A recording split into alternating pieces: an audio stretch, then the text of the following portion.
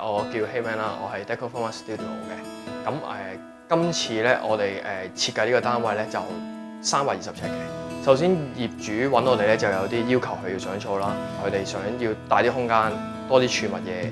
咁本身佢原又有啲牆身，咁我哋今次咧就幫佢哋將啲牆身拆除咗啦。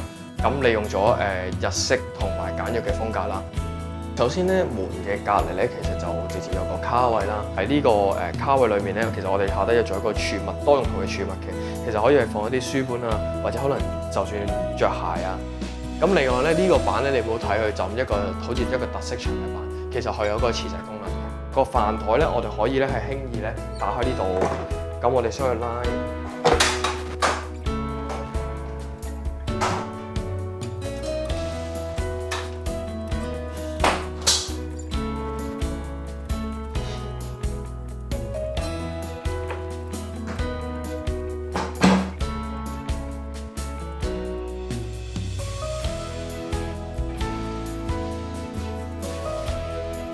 佢原先咧本身個廚房呢度有個間隔牆嘅，咁呢度有個門口啦，咁我哋將呢個牆身拆除咗啦，就打通咗個空間啦。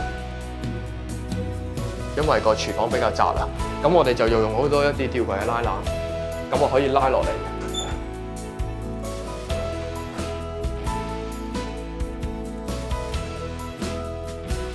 洗手間其實就比較特別嘅，其實個廁所就乜任何嘅浴屏都冇嘅。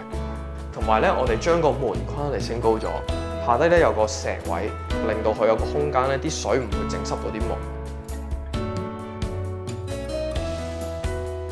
咁客廳咧，其實我哋就你見好得意嘅就冇梳化，其實我哋就利用咗日式嗰個榻米嘅元素啦，去做一個多用途嘅地台啦。當你要用咧，可以咁樣反起啦，抽起佢。呢個位就係一個活動嘅鞋架嚟嘅。咁呢個鞋咧係貨，有陣時啲鞋唔着咧都可以收納咗落去。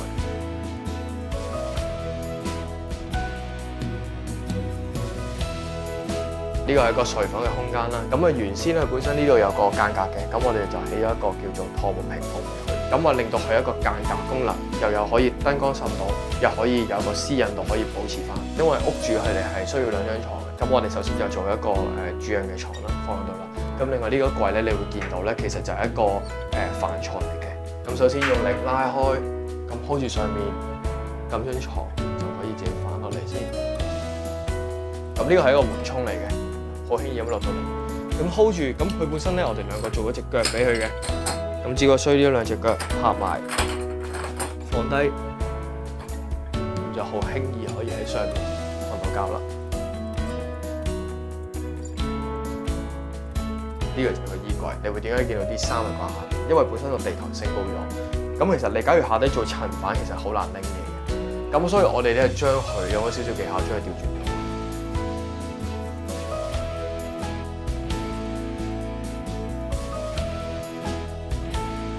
因為本身業主都要一個好細小空間去收納晒所有用品，我哋都花好多心思，有好多嘅機關配件啦，例如可能啲拉籃啊。